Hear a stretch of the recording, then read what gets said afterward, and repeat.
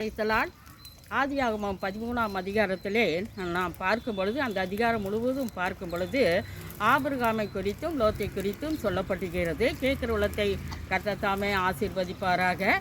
இப்பொழுதும் ஆனால் லோத்து இவங்க 3 பேரும் கானான் தேசத்துக்கு போனார்கள். எப்படிப்பட்ட ஒரு வாக்குத்தத்தத்தை குறித்து போனார்கள் என்றால், நிச்சயமாகவே நான் உன்னை ஆசீர்வதித்து உன் பேரை பெருமைப்படுத்துவேன், நீ ஆசீர்வாதமாய் இருப்பாய் என்று சொல்லி இந்த வேத வாக்கு தத்தத்தோடு அவர்கள் கானான் தேசத்தை நோக்கி போனார்கள். அங்கு கானான் தேசத்திலே இவர்களுக்கு மிகுந்த செல்வங்கள் உண்டாயின. இப்படிப்பட்ட ஆடுகள் மாடுகள் திரளான செல்வங்களை வைத்து அவர்கள் வாழ்ந்து வந்தார்கள். அது மட்டுமல்ல, ஆபிரகாமுக்கும் கூடாரங்கள் இருந்தது, லோத்துவுக்கும் கூடாரங்கள் இருந்தது. இவர்கள் வைத்திருக்கிற அந்த ஆடு மாடுகள் அந்த பூமி தாங்கக்கூடாத அவ்வளவு செல்வங்கள் அவர்களுக்கு இருந்தது. ஆபிரகாமினுடைய மந்தை மேய்ப்பருக்கும் லோத்தினுடைய மந்தை மேய்ப்பருக்கும் வாக்குவாதம் வந்தது.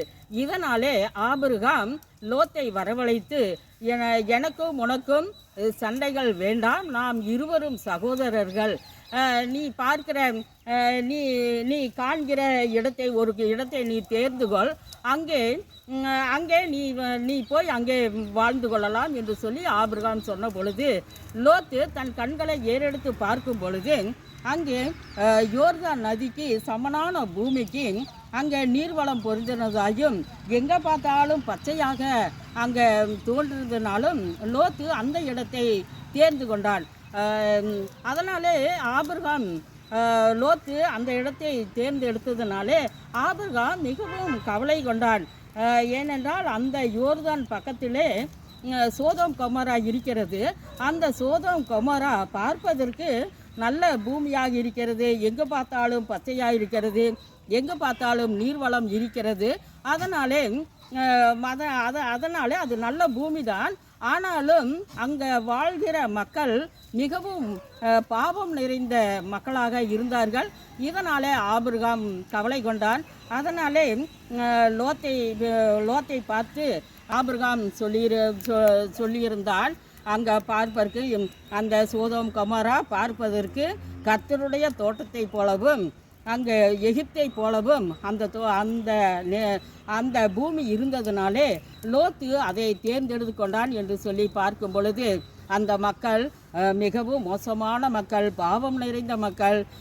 ஆண்டவர் கர்த்தர் இந்த சோதோம் கொமோரா பட்டணத்தை அழிக்கப் போகிறார் என்று சொல்லி லோத்து இடத்திலே சொன்ன போதும் லோத்து அதை கேட்பதாக இல்லை.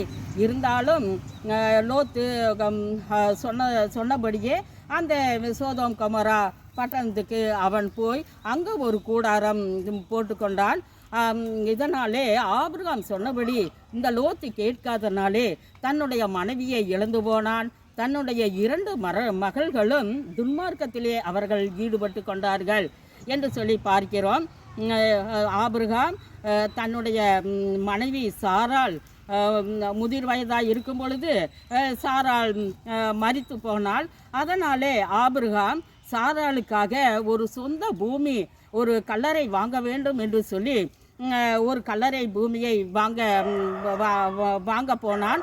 ஆனாலும் அநேகர் சொல்லியிருக்கிறார்கள், அநேகர் இந்த எங்களுடைய கல்லறையில் அடக்கம் பண்ணுங்கள் என்று சொல்லி அநேகம் பேர் சொன்ன போதிலும் கூட ஆபிரகாம் கேட்கவில்லை. சாராளுக்காக சொந்த கல்லறை பூமியை ஆபிரகாம் வாங்கி கொண்டான். ஆபிரகாம் 175 வருடம் உயிரோடு இருந்தான். சாராள் மரித்தவுடனே தன்னுடைய மகன் ஈசாக்குக்கு ரெபெக்காளை திருமணம் முடித்து வைத்தார். ஆபிரகாம் 175 வயதுக்கு ஆன மரிப்பதற்கு முன்பதாகவே தன்னுடைய சாராள் மரித்தவுடனே ஆபிரகாம் கேத்தூராள் என்று சொல்லி அந்த மறுமனையாட்டியுடன் வாழ்ந்து வந்தான். அந்த மறுமனையாட்டிகளுக்கும் அநேக குழந்தைகள் இருந்தது. அதனாலே ஆபிரகாம் 170 வயதாக இருக்கும் பொழுது மரிப்பதற்கு முன்பதாகவே அந்த மறுமனையாட்டிகள் அவர்களுடைய பிள்ளைகள் எல்லாவற்றையும் ஆபிரகாம் அவர்களுக்கு நன்கொடையை கொடுத்து அனுப்பிவிட்டார்கள். ஈசாக்குக்கோ தன்னுடைய சொந்த மகன் சாராள் பெற்ற அந்த மகனுக்கு தன் கர்த்தர் கொடுத்த ஆபிரகாமுக்கு கொடுத்த சொத்துக்களை எல்லாம் ஈசாக்குக்கு எல்லாத்தையும் கொடுத்து விட்டான். ஈசாக்கு கிழக்கு தேசத்தில் இருந்தால் இந்த மறுமனையாட்டின் பிள்ளைகள் எல்லாரும் அதற்கு எதிர்ப்புறமாக மேற்கு திசைக்கு அவர்கள் போனார்கள். பிறகுதான் ஆபிரகாம் மரித்து போனார். அந்த ஆபிரகாம் மரித்த உடனே சாராளை எங்கு அடக்கம் பண்ணப்பட்டார்களோ மக்பேலா என்ற இடத்தில் சாராளை அடக்கம் பண்ணினார்கள். அதே இடத்தில் ஈசாக்கு தன்னுடைய தகப்பனை சாராள் வைத்த அந்த கல்லறையிலே, அந்த சொந்த கல்லறையிலே ஆபிரகாமையும் ஈசாக்கு அடக்கம் பண்ணினான். ஆமேன்.